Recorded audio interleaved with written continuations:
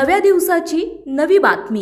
केंदूर तालुका शिरूर येथे पहाटेच्या सुमारास 3 चोरट्यांनी घरात घुसून कोयत्याचा धाक दाखवत एका कुटुंबाला मारहाण केली आणि सोन्याचे 4.5 तोळे दागिने आणि रोख रक्कम लुटून नेल्याची घटना घडली आहे। या प्रकरणी शिक्रापूर पोलिसात 3 चोरट्यांविरुद्ध गुन्हा दाखल करण्यात आला असून परिसरातील नागरिकांमध्ये भीतीचे वातावरण पसरले। केंदूर येथील बबन सुरके हे आपल्या कुटुंबासह घरात झोपलेले असताना रात्री 3 वाजण्याच्या सुमारास चोरट्यांनी दरवाजाच्या सपाटीतून हात घालून कडी उघडली आणि घरात प्रवेश केला।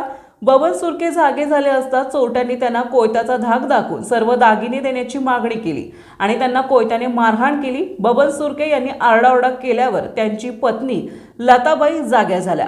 चोरट्यांनी त्यांनाही धमकावून त्यांच्या अंगावरील दागिने काढून घेतले आणि घराला बाहेरून कडी लावली। त्यानंतर चोरट्यांनी शेजारील खोलीत झोपलेले सून काजल हिच्या खोलीत प्रवेश केला।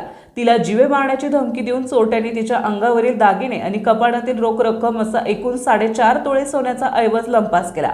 चोरटे पसार झाल्यानंतर बबन सुरके यांनी शेजारील अशोक सुके यांना फोनवरून माहिती दिली। अशोक यांनी घराच्या कड्या उघडल्या। घटनेची माहिती मिळताच पोलिसांनी घटनास्थळी धाव घेऊन पाहणी केली। बबन सुरके वय वर्ष 70 यांनी दिलेल्या फिर्यादीवरून शिक्रापूर पोलिसांनी गुन्हे दाखल केले असून पुढील तपास पोलीस उपनिरीक्षक महेश डोंगरे आणि प्रतीक जगताप करीत आहेत।